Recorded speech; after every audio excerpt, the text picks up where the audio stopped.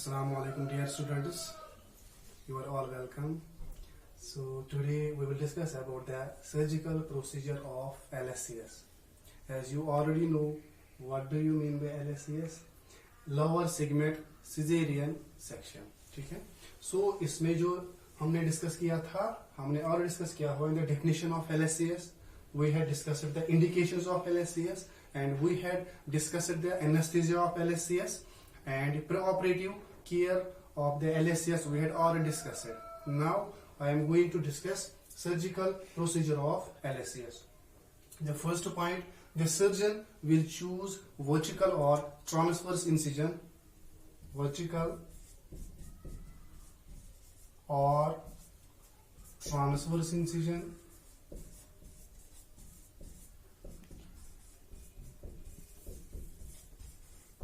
but the most commonly type of incision used during LSCS is C-shaped incision.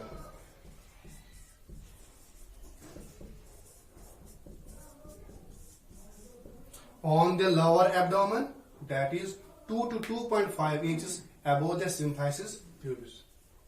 2 to 2.5 inches above the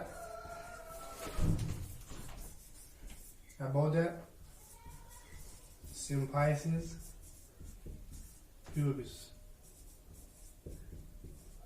Above the symphysis pubis. In males, the symphysis pubis is above the penis, and in females it is above the vulva area. Okay, clear? So once again I will discuss the first point. The surgeon choose vertical or transverse incision. Vertical incision means like this, and the transverse incision means like this. Okay, so this is the vertical incision and this is transverse incision, but the mostly common is C-shaped incision, that is like this. This incision is given above 2 to 2.5 inches above the symphysis pubis. Clear?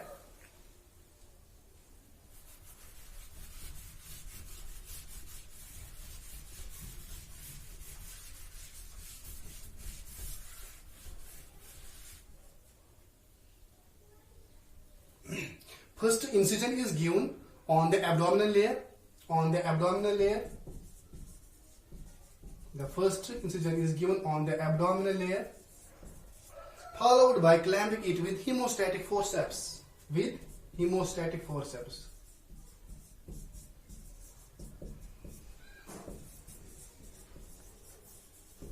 These are the surgical instruments which can stop bleeding, because when we are giving the incision on the abdominal layer, the bleeding comes out there. So we have to stop the bleeding. So we can use hemostatic forceps. Okay. Second incision is given on the fat layer, subcutaneous tissue. That's we call the subcutaneous tissue. तो second incision हम कहाँ पे देंगे? पहले हम देंगे abdominal layer पे, उसके नीचे जाएंगे, फिर दूसरा आएगा fat layer पे. हमें क्या देना है? दूसरा incision. Clear? तो जब हम फैट लेयर पे दूसरा इंसिजन देंगे तो उस वाले को हम बोलेंगे फेनेस्ट्रियल incision.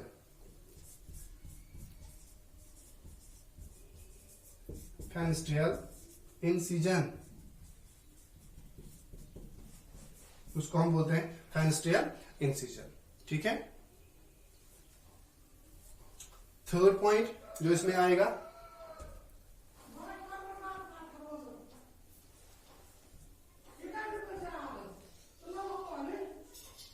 you have to introduce that's called a Doyne's retractor. Place the Doyne's retractor. Place the Doyne's retractor. Place the Doyne's retractor. It is used for retracting the urinary bladder. After incising the fat layer, after incising the abdominal layer, you have to insert the Doyne's retractor when we are incising that's called peritoneum. Place the Doyne's retractor after incising the peritoneum. After incising the peritoneum. After incising the peritoneum, you have to introduce the Doyne's retractor. So Doyne's retractor is a surgical instrument which we are using for retraction the urinary bladder. क्यों हम करेंगे retract urinary bladder? ताकि जो uterus की जगह है, ठीक है, सो टू आइडेंटिफाई द यूट्रस, के लिए, ठीक है.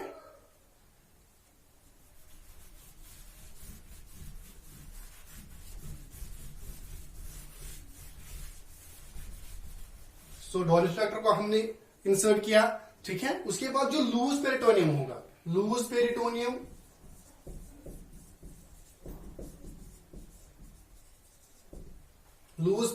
को भी हमें इंसाइज करना है, मीन्स कट करना है, ठीक है. और ये हमें कहां तक इंसाइज करना है? It must be downward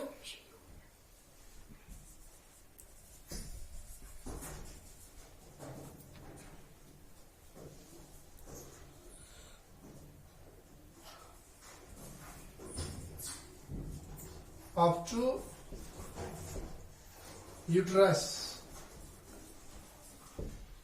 Loose peritoneum is also incised downward up to uterus. Uterus तक हमें इसको भी लूज पेरिटोनियम को भी क्या करना है? इंसाइज करना है, ठीक है. तो अब हम पहुंच गए यूट्रस पे. इसके बाद सर्जन क्या करता है? The surgeon identifies the uterus. इसके बाद हम आइडेंटिफाई करते हैं यूट्रस को, ठीक है. इस पॉइंट के बाद आपको लिखना है then the uterine layer is identified, then the uterine layer is identified. So हमने अब आइडेंटिफाई किया किसको? यूट्राइन लेयर को, मीन्स यूट्रस की जो अपर वाली लेयर है उसको हमने आइडेंटिफाई किया. क्लियर. इसके बाद हम क्या करते हैं? जो हमने पेरिटोनियम इंसाइज किया है तो चारों साइड से हमें एब्डोमिनल पैक्स इंसर्ट करने हैं, ठीक है. क्या करने हैं? एब्डोमिनल, उनको हम बोलते हैं एब्डोमिनल पैक्स.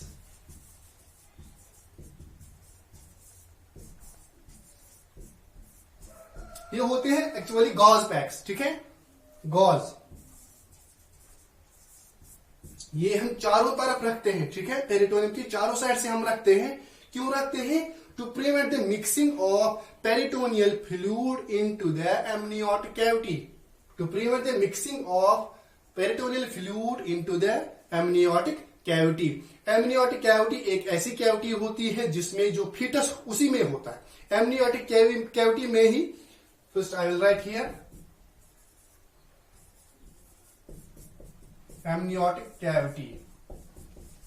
amniotic cavity के अंदर ही होता है फीटस, ठीक है. और उसमें क्या होता है? उस फीटस के साथ साथ ही होता है दैट्स कॉल्ड एमनियोटिक फ्लूइड. उसको हम बोलते हैं amniotic fluid. That amniotic fluid is very important for the foetal development. दूसरा, ये जो एमनियोटिक फ्लूइड होता है एमनियोटिक कैविटी के अंदर, ठीक है, उसमें वाटर होता है, न्यूट्रिएंट्स होते हैं, एंटीबॉडीज होते हैं जो कि फीटस बेबी के लिए बहुत इंपॉर्टेंट होते हैं, ठीक है. ड्यूरिंग प्रेगनेंसी वो बहुत ही इंपॉर्टेंट होता है, वो वाला fluid is called amniotic fluid, and this amniotic fluid is present in the amniotic cavity. So here when we are inserting the abdominal packs, जैसे ही हमने abdominal packs चारों तरफ insert किए हैं, ठीक है. Why? क्योंकि because to prevent the mixing of peritoneal fluid into the amniotic cavity. As already you know, amniotic cavity में क्या है? amniotic fluid, और उसके अंदर क्या है? फिर बेबी है, ठीक है.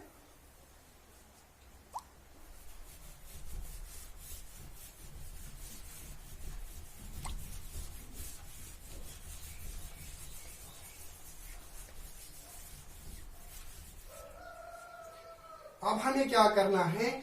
Now we have to give the transverse incision on the uterus.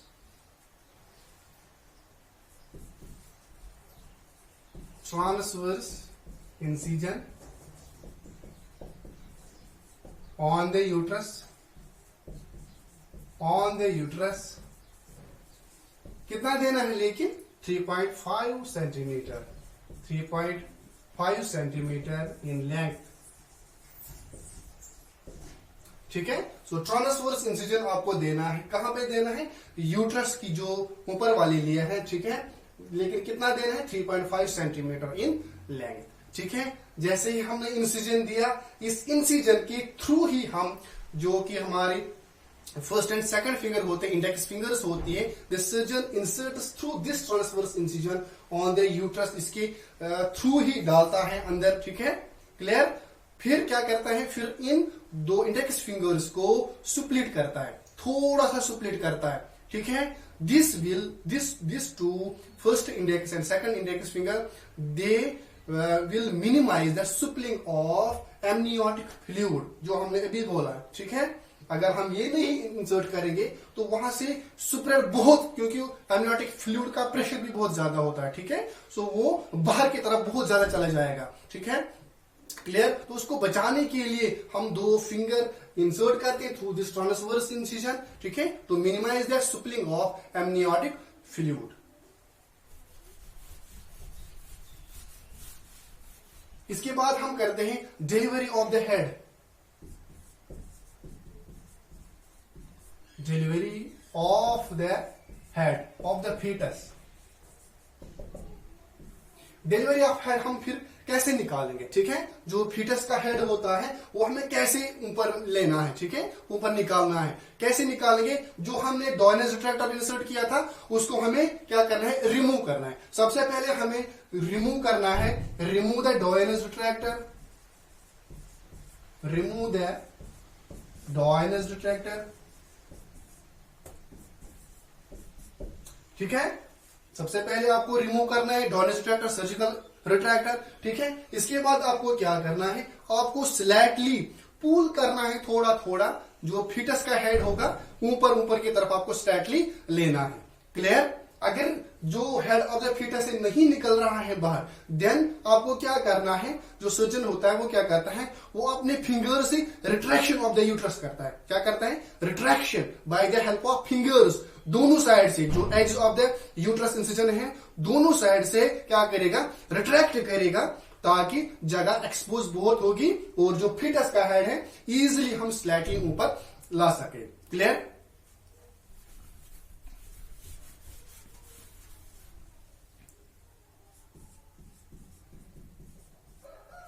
ठीक है, अब थोड़ा सा जो हमने रिट्रैक्शन अप्लाई किया बाय द फिंगर्स, उसकी वजह से फिर हम जो फीटस का हेड है इजीली ऊपर पुल कर सकते हैं, थोड़ा सा हेड निकाल सकते हैं, that's called delivery of the head of the foetus, ठीक है, क्लियर। जैसा ही फीटस का हेड बाहर आएगा, ठीक है, अभी पूरी बॉडी बाहर नहीं आई, खाली हेड आया, तो उसी टाइम हमें क्या करना है, हमें उसी टाइम सेक्शन करना है पेशेंट, ये फीटस का किसमें सेक्शन करना है, नोज, नेजल एंड माउथ, तो दोनों में करना है, क्योंकि वहां पे एमनियोटिक फ्लूइड हो सकता है, ठीक है, to prevent the airway obstruction of the foetus, clear, clear, suction करना है, उसको हम बोलते हैं सक्शन करते हैं, to aspirate the amniotic fluid from the nose of the foetus and from the mouth of the foetus to prevent airway obstruction, clear. This was the delivery of the head of the foetus. Now delivery of trunk, delivery of trunk. As soon as the head of the baby is delivered, the shoulder is also delivered, ठीक है, shoulder भी हम आराम से निकालते हैं, ऊपर की तरफ पुल करते हैं, and the whole body of the foetus is slightly pulled out, ठीक है। तो फिर हम इस तरीके से हमने पूरा जो फीटस है बाहर निकाला फ्रॉम द यूट्रस से, लेकिन अभी भी जो बेबी है मां से सेपरेट नहीं है, because we have to hold the umbilical cord between 5 and 7 centimetre, ठीक है। You have to clamp the umbilical cord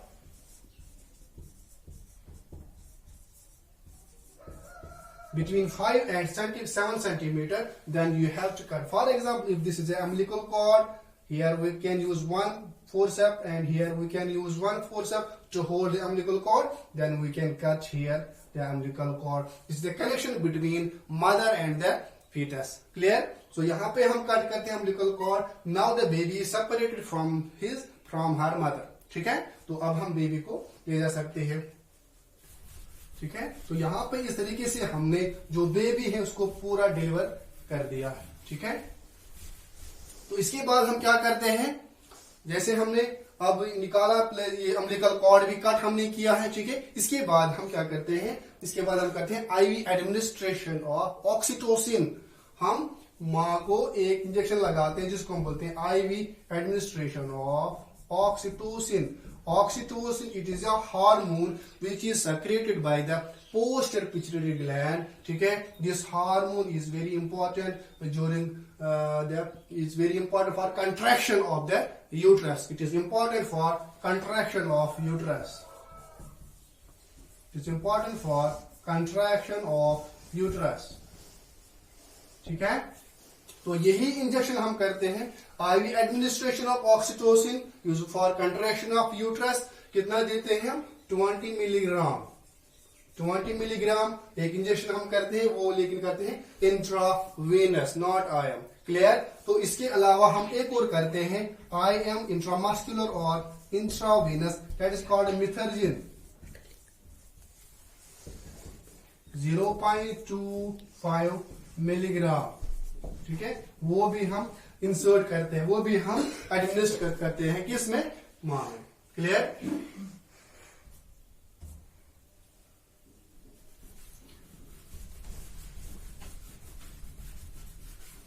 so after the administration of the oxytocin और मिथर्जिन, इसके बाद हम क्या करते हैं? विद इन 10 मिनट्स हम जल्दी ही न्यू बॉर्न बेबी का केयर करते हैं. After within 10 minutes of the delivery of the foetus. ठीक है, विद इन 10 मिनट्स में ही हम न्यू बॉर्न केयर करते हैं. क्लियर? न्यू बॉर्न केयर करते हैं within 10 minutes after the delivery of the foetus. ठीक है, तो इसके बाद हम क्या करेंगे? इसके बाद हम करते हैं removal of placenta. Removal of placenta. जो हमने ऑक्सीटोसिन इंसिजन दिया था, ऑक्सीटोसिन जो हमने हार्मोन आईवी, जो हमने ऑक्सीटोसिन हार्मोन एडमिनिस्टर किया था मां में, उसकी वजह से क्या हो जाएगा? यूट्रस कंट्रैक्ट करता रहेगा within 10 to 15 minutes. Within 10 to 15 minutes we can remove the placenta. अब प्लेसेंटा हमें कैसे निकालना है? ठीक है, हमें क्या करना है? हमें स्पंज होल्डिंग फोर्स लेना है. क्या लेना है? Sponge holding force. It's called sponge holding force. Sponge holding force हमने लिया. हम क्या करेंगे? जो अम्बिलिकल कॉर्ड था उसको हम क्या करेंगे?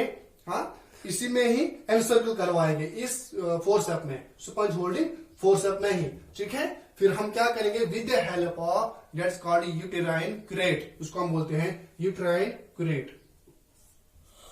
CURETTE इसको हम बोलते हैं. ये भी एक सर्जिकल इंस्ट्रूमेंट है and this is also sponge holding forceps. ठीक है, this is also surgical instrument called uterine curette. ठीक है, by the help of this curette and by the help of the sponge holding forceps we can pull out the placenta from the female, from the mother's uterus. Clear?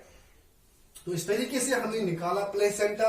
अब placenta को हम क्या करेंगे? जो प्लेसेंटिक membrane है उसको हम scrap करेंगे, उसको हम डिस्कार्ड करेंगे. बट जो अम्बिलिकल कॉर्ड है उसको हम दूसरी ट्रे पे, ठीक है, प्लेस करेंगे फॉर इंस्पेक्शन के लिए. ठीक है, फॉर इंस्पेक्शन के लिए.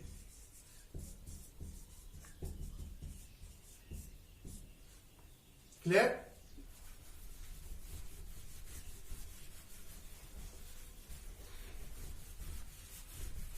फॉर इंस्पेक्शन के लिए. और इसके बाद हम क्या करते हैं? Normal saline. Normal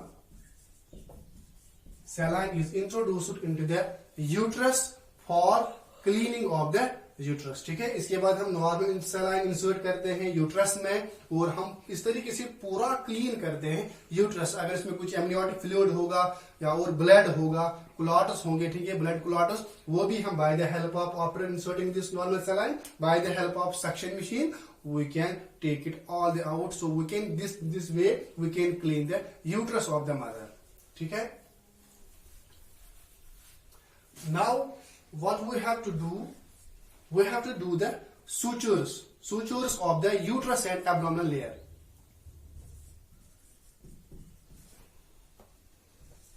Sutures of uterus and abdominal layer.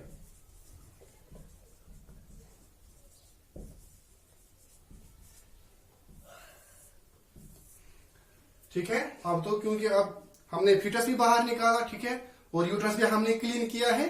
Now we have to close the wound, ठीक है। अब क्लोज कहां से शुरू करना है? यूट्रस से करना है, ठीक है। So here I will write all the layers are sutured separately by using the continuous running suture in the deeper layer. By using running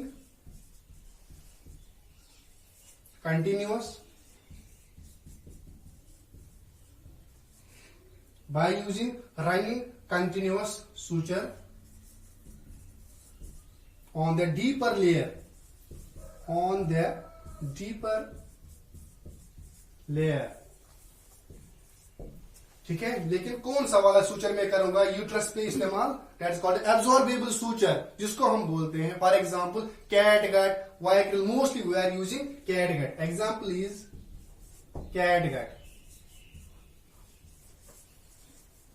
this is absorbable suture, ठीक है। Absorbable means once you fix this suture, इसमें हम फिर नहीं निकालेंगे, इसको हम नहीं निकालेंगे, वो बॉडी में खुद ही एब्जॉर्ब हो जाएगा आफ्टर 1 मंथ 2 मंथ, ठीक है। तो इसको हम बोलते हैं कैटगट। ये वाला कैटगट हम यूट्रस जो भी डीपर लेयर्स होंगे, ठीक है, उस पे इस्तेमाल करेंगे, ठीक है। So all the layers are sutured separately by using running continuous suture on the deeper layer. For example catgut. दूसरा जो सुपरफिशियल लेयर्स होंगे, मीन स्किन वगैरह होगा, सुपरफिशियल लेयर्स में हम क्या करेंगे इस्तेमाल? फॉर एग्जांपल सिल्क इस्तेमाल करेंगे। लेकिन किस तरीके से? उसमें हमने किया था रनिंग कंटिन्यूअस सूचर, यहां पे हम करेंगे इंटररप्टेड और इंटरलॉक सूचर।